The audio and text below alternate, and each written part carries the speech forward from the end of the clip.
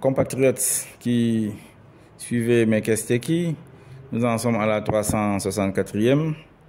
Dans les ressources naturelles, nous avons fait le constat que le véritable propriétaire, c'est le président de la République.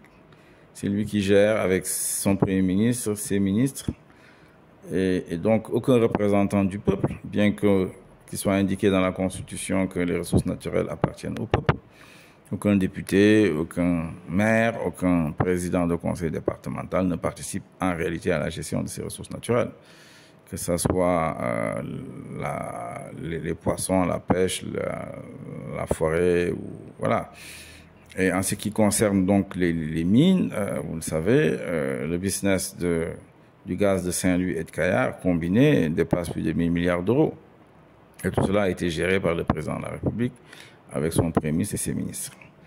C'est pourquoi il nous paraît important, et je le dis, si je suis président en 2024, je vais réduire les pouvoirs du président de la République, je l'ai déjà dit, mais les encadrer, y compris dans le domaine des ressources naturelles. L'institution président de la République est importante dans nos dispositifs, et les institutions, le bon fonctionnement de ces institutions détermine l'avenir des sociétés et de leurs économies. C'est pourquoi il faut veiller à ce que ces institutions-là soient véritablement crédibles et légitimes, et éviter que la corruption s'en empare, parce que lorsque la corruption s'en empare, elle pervertit le sens même de ces institutions, et à ce moment-là, l'avenir des sociétés est compromis. Pour ce qui concerne l'autre dossier, nous avons posé 2 questions à M. Aïssata Tall Sall, ministre des Affaires étrangères. Que fait Ron Yafet dans sa délégation aux Nations Unies? A-t-il un statut diplomatique? Ron est connu pour avoir démarché notamment l'université Amadou Mokhtar Mbow. Pourquoi il est là dans une délégation de diplomates sénégalais aux Nations Unies à côté de M. Aïssata Tall Sall?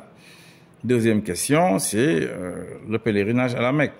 Notre compagnie nationale Air Sénégal International n'a pas gagné le marché du transport des pèlerins. Pourquoi?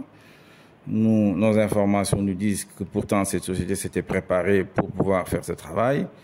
Et donc, en définitive, c'est bien le ministère qui l'a bloqué. Pour quelle raison le ministère l'a bloqué? C'est la deuxième question posée à M. Aïssata Tall Sall, à qui je rappelle que le Sénégal a une grande puissance diplomatique, quelqu'un l'a déjà dit, depuis M. Doutiam, et que cette tradition doit être préservée à tout prix. Voilà, je vous donne rendez-vous donc mardi prochain pour une nouvelle Kesteki, la 365e, et nous continuerons donc ce travail d'éveil des consciences, d'alerte, mais également donc de renforcement du courage patriotique dans notre pays. Merci beaucoup.